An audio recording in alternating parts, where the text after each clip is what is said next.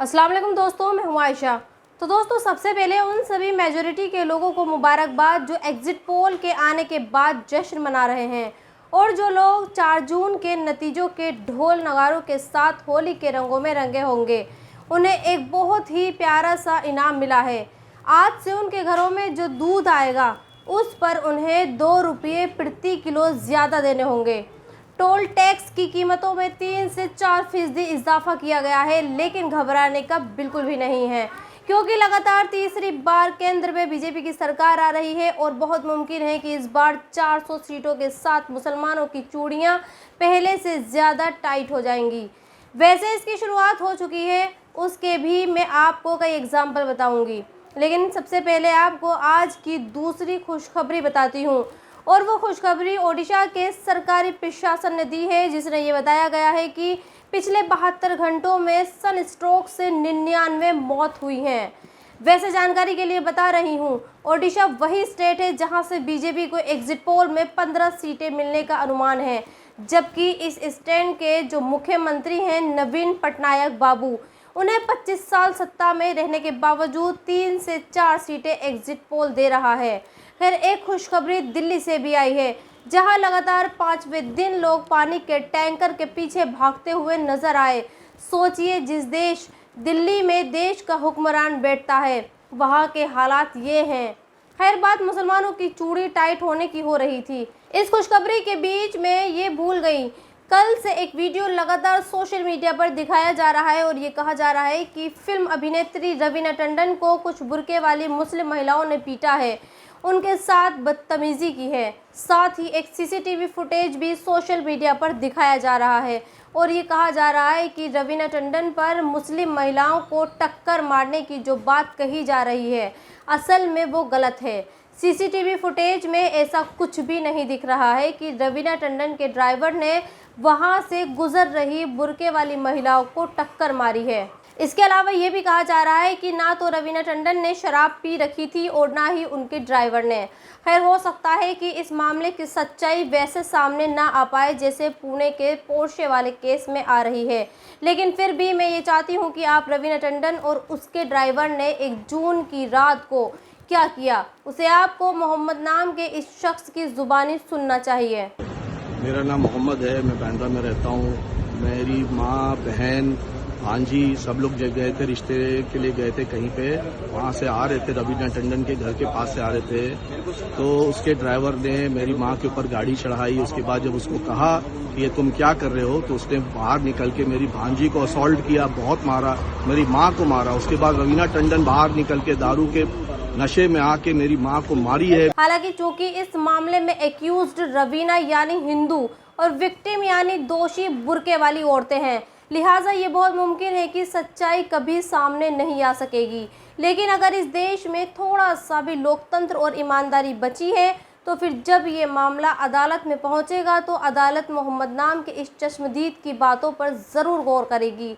खैर, आगे बढ़ते हैं और बात एक और वायरल वीडियो की करते हैं। कहते हैं, इज्जत और जिल्लत अल्लाह के हाथ में है, वही इज्जत देने वाला है और वही जिल्लत भी देने वाला है। लिहाजा मैं इस वीडियो पर कोई कमेंट नहीं करूंगी, लेकिन हाँ इतना ज़रूर कहूंगी कि जिस देश में मुसलमान दबा कुचला रहता है, उस देश में अगर कोई शख्स नाराज़ होकर भरी अदालत में जज के ऊपर जूतों की माला फेंकता है, तो फिर यकीनन उसके साथ ज्यादती हुई होगी, और ये ज्यादती इतनी ज़्यादा होगी कि इस दाढ़ी वाले शख्स ने अपनी इज्जत की भी परवाह नहीं की। फिलहाल इंदौर में रहने वाले मोहम्मद सलीम नाम के इस शख्स पर धारा 353 और धारा 506 के तहत FIR दर्ज कर ली गई है। लिहाजा हो सकता है कि अब मोहम्मद सलीम को अपनी सारी ज़िंदगी जेल में ही गुजारनी पड़े। लेकिन सवाल यहाँ उस ज्यादती का है जिससे नाराज़ होकर सलीम ने ये कदम उठाया। उसे पुलिस की ज्यादती पर आवाज़ बड़ोदरा में रहने वाले फैज़ान ने भी उठाई थी। आज फैज़ान हमारे बीच नहीं है। खबरें यह है कि बड़ोदरा के एक रेलवे स्टेशन पर अंडे बेचने वाले फैज़ान की कुछ पुलिस वालों से झड़प हो गई थी, जिसके बाद पुलिस वालों ने फैज़ान को बड़ी बेरहमी से मारा और ये मार इतनी ख़तरनाक थी कि आज फैज़ान हमारे बीच नहीं है। लेकिन मुसलमानों को घबराने की बिल्कुल भी ज़रूरत नहीं है, क्योंकि हमें पता है कि हमारे देश के प्रधानमंत्री अपने किसी इंटरव्यू में ये बोल देंगे कि वो तो बचपन से मुसलमानों के घरों पर ईद के दिन शीर खुरमा खाने के लिए जाया करते थे। वैसे कल कुछ न्यूज़ पोर्टल ने पीएम मोदी के सिलसिले में एक और खबर पब्लिश की, जिसमें ये बताया गया कि ग्लोबल सिविल सोसाइटी ने पीएम मोदी की निंदा की है और ये कहा है कि मोदी और बीजेपी के दूसरे नेताओं ने बीते इलेक्शन के दौरान मुसलमानों के खिलाफ नफरती भाषणों का इस्तेमाल किया। वैसे सच कहूँ तो ये बेचारी वेबसाइट भी वो खबरें छापती है जिनका जरा सा भी असर ना तो पीएम मोदी पर पड़ता है और ना बीजेपी नेताओं पर तो पड़ने का सवाल ही नहीं है। फिर भी ये एंटी बीजेपी वाली वेबसाइट इस तरह की खबरें छाप देती है। इन्हें लगता है कि इन खबरों से पीएम मोदी की वैश्विक इमेज पर असर पड़ेगा, लेकिन हकीकत तो ये है कि बीते 10 साल में जितना सम्मान और जितने अवार्ड मुस्लिम देशों ने पीएम मोदी को दिए हैं, शायद ही किसी ने और किसी देश ने दिए हों। यहाँ तक कि आपको हैरानी होगी, आज जिस मुल्क का नाम लेने भर से, उसके ऊपर हो रहे जुल्म के खिलाफ आवाज़ उठाने भर से अपने देश में मुसलमानों के खिलाफ FIR दर्ज हो जाती है। वो देश फिलिस्तीन ने भी पीएम मोदी को अपने देश का सबसे बड़ा सम्मान और अवार्ड दिया गया है। खैर दोस्तों, बात मोदी की चल रही है तो आज आपको उनका लिखा एक लेटर भी दिखाना चाहती हूँ, क्योंकि इस लेटर की बात आज एंटी बीजेपी वाले खूब कर रहे हैं और ये कह रहे हैं कि ये मोदी ही कर सकते हैं कि एक ही पेज पर संदेश किसी और पेन से दें और उस संदेश पर सिग्नेचर किसी और पेन से करें। खैर, अब मोदी के लिखे इस लेटर में स्पेलिंग मिस्टेक भी दिख रही है और ये कहा जा रहा है कि जिसने भी ये लेटर लिखा है उसे ना तो लिटरेचर की स्पेलिंग आती है और ना ही वो नेशनल, इंटरनेशनल और वर्ड लिख पाता है।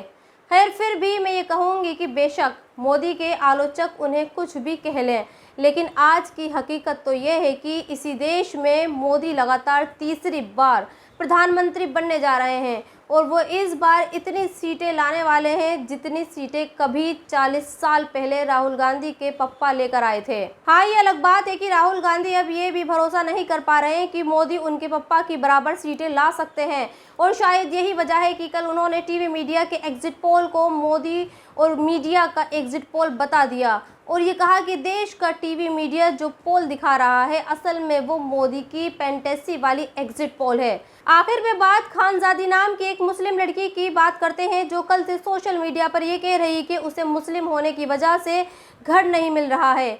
जहाँ भी वो घर लेने के लिए जाती है अपना नाम फिरोज़ा खान बताती है तो उसे कोई भी घर नहीं देता, इसीलिए वो अब परेशान है और वीडियो शेयर करके अपना दर्द बयां कर रही है।